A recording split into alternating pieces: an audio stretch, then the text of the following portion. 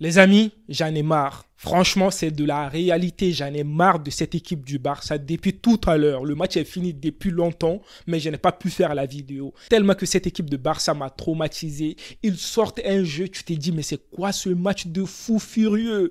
Mais c'est quoi ce score 5-1? Ce n'est pas comme si Villarreal n'a pas fait un bon match. Villarreal a bien joué. Villarreal a perdu 5-1. Imagine si Villarreal n'avait pas bien joué. Imagine. Mais c'est quoi cette équipe-là? Ils sont en train de taper tout le monde en fait.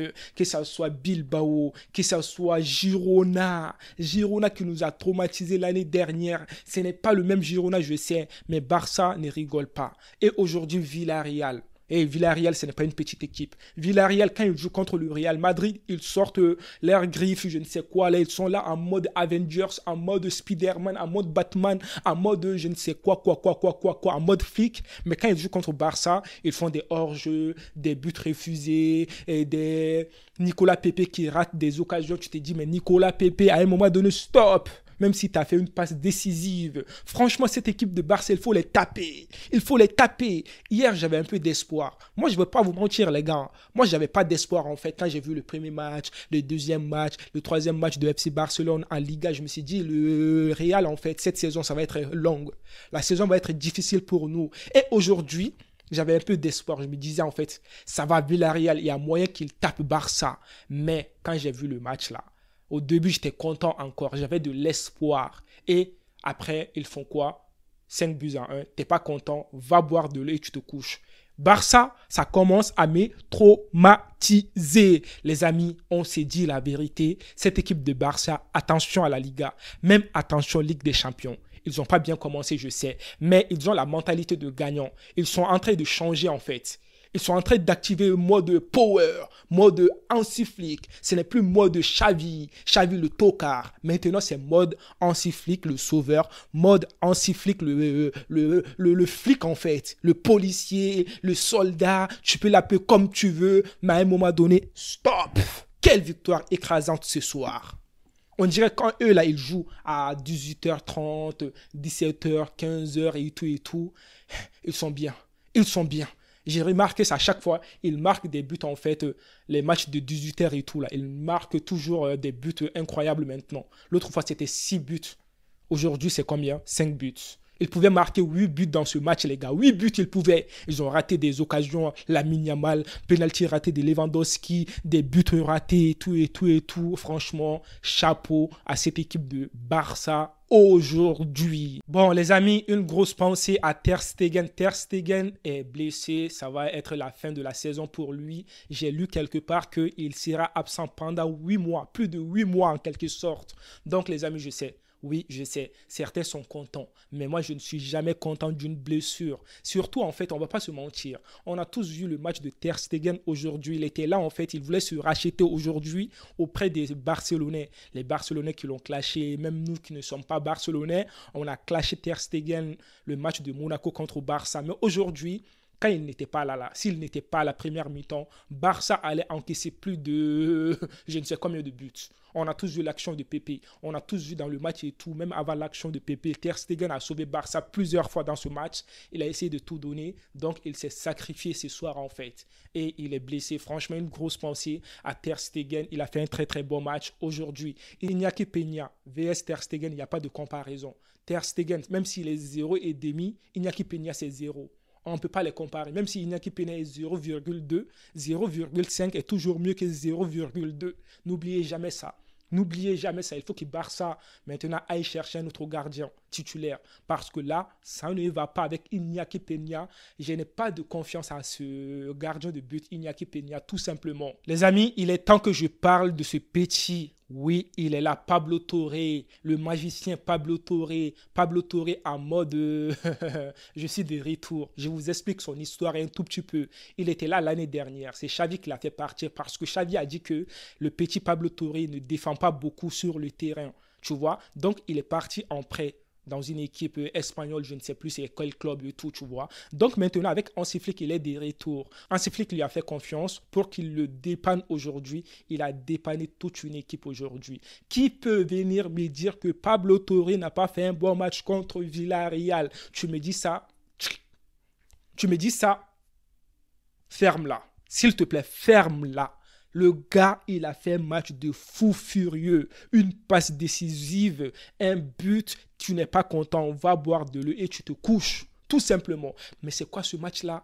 En 10, il nous a fait oublier notre Dani Olmo. Dani Olmo qui fait un début de saison incroyable. Pablo Toro nous a fait oublier Dani Olmo aujourd'hui. Il a fait un match incroyable, les amis. C'est là que tu te dis en fait que Barça, même les gens qui ne sont pas titulaires, ils te montrent des choses de dingue, des choses de fou furieux. Mais tu te dis, imagine si les titulaires reviennent en fait avec Hansi Flick, hein? Frankie de Jong, Gavi, Dani Olmo, Ansu Fati, si eux tous là, Araujo et tout, que ça te fasse du mal ou du bien, je ne sais quoi là, hey, ils sont hyper dangereux, ils sont bien cette saison. Maintenant, on va parler de cet homme-là, Monsieur Rafinha. Monsieur Rafinha, depuis le match là contre PSG, là, on a vu un autre Rafinha. Il a retrouvé son passeport brésilien. Là, c'est un vrai Brésilien comme les Vinicius, les Rodrigo et tout, comme Ronaldinho, etc., etc. Bon, j'ai compris aussi là, lui, quand il se stresse et tout, il fait ses couplets et tout, il est trop dangereux. En plus, on lui a donné Capitana. Imagine, Capitana, le gars, il était bien avant Capitana. Tu lui donnes Capitana, c'est pour lui dire que vas-y, en fait, éclate-toi, va faire n'importe quoi. Montre de quoi tu es capable au monde entier. Il nous a montré de quoi il est capable. T'es pas content, doubler.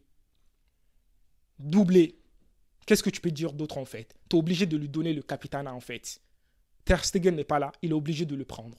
Franchement, cette équipe de Barça, la saison va être longue. Je n'ai même pas encore fini. Je vais vous parler de Lamine Yamal. Oh purée, c'est trop. Franchement, c'est trop. Vous savez déjà, s'il y a une action qui a résumé tout ce match d'aujourd'hui, c'est cette passe incroyable, décisive de Lamine Yamal pour Rafinha. Le petit, regardez sa position, s'il vous plaît. Regardez sa position, son positionnement. Regardez la passe qu'il va donner à Rafinha. Ça ne vous est pas fait penser à quelque chose d'hier, en fait, Vinicius. Mais Vinicius, c'était un peu plus facile. Vinicius était proche de la surface de réparation. Mais le petit Lamine Yamal, regardez. Ça, c'est presque un but, en fait. Pour moi, c'est un but, ça. Pour Lamine Yamal. Mais à un moment donné, il faut nous respecter, quoi. À un moment donné, stop. À un moment donné, stop. À un moment donné, stop. Je ne sais plus comment qualifier ce petit. J'ai déjà tout dit sur lui. Mais le petit n'a que 17 ans. Il a pris le numéro 19 de Messi. Messi, c'est une légende. Le petit, Messi l'a vu tout petit. Le petit, à 17 ans, il nous sort des masterclass. Et ce n'est pas normal. Arrêtez de normaliser, s'il vous plaît. Parce que, même si tu n'aimes pas Barça, les gars, quand tu regardes le match de Lamine Yamal, tu vas kiffer son jeu. Tu ne peux pas le détester, c'est impossible en fait, sauf si tu es méchant. Même si tu es supporter de l'autre équipe, quand le petit sort, tu es obligé d'acclamer en fait. Que ce soit avec l'Espagne, avec le Barça. Parce qu'il est tout simplement magistral. Match incroyable. Cette passe-là, ça a fait fermer la bouche de tous les supporters du Real, nous. On n'a pas d'autre choix que de regarder, admirer le jeu du petit et puis acclamer le petit. Mais je n'ai pas de mots. Il n'a que 17 ans, il fait mal au tonton. Jusqu'à ce que vers la fin du match, il voulait blesser Lamine Yamal. Mais doucement avec le petit, préservez ce petit-là. C'est un joyau. Mais il est tout simplement monstrueux sur le terrain. Les amis, franchement, s'il continue comme ça, pour moi, c'est le futur Ballon d'Or. Il n'y a pas de... Benzema, c'était Ballon d'Or du peuple, non? Lamine Yamal, là, c'est Ballon d'Or du football interplanétaire, je ne sais quoi. Parce que tout le monde va être d'accord que le petit, il est incroyable. Non, c'est trop. Franchement, il nous montre un football, tu te dis, mais le petit, des passes décisives, il donne des pénaltys à Lewandowski, il est là dans le match, parfois il pense et tout. En fait, il est sur le terrain, il est dans son royaume, quoi. Il fait du football normal, pas de stress, pas de pression, il ne force même pas. C'est naturel chez le petit. Ce n'est pas donné à tout le monde, c'est son domaine, c'est inné. Pour Messi, c'était inné, n'est-ce pas? Lamine Yamal, c'est plus que Messi. Je vous le dis clairement. S'il continue comme ça, purée, c'est trop cette équipe du Barça, quoi. Franchement, ah là là, quel match. On va parler de Lewandowski aussi, les amis. Parce que, tiens, ça va être compliqué pour moi, cette vidéo. Franchement, c'est incroyable, cette équipe, quoi. Il faut le dire, hein, quand c'est bien fait, quoi. Franchement, Lewandowski, un doublé. Meilleur buteur de la Liga. Il marque que des buts. Hansi Flick le connaissait déjà. Hansi Flick avait confiance à cet attaquant. C'est avec cet attaquant ils ont mis un 8 buts à cette équipe-là. Et c'est le même Hansi Flick qui est là, de retour avec Lewandowski. Tiens, comment est-ce qu'il ne va pas être bien en fait? Comment est-ce qu'il ne va pas être performant? On vous s'est dit la vérité. Il le connaît.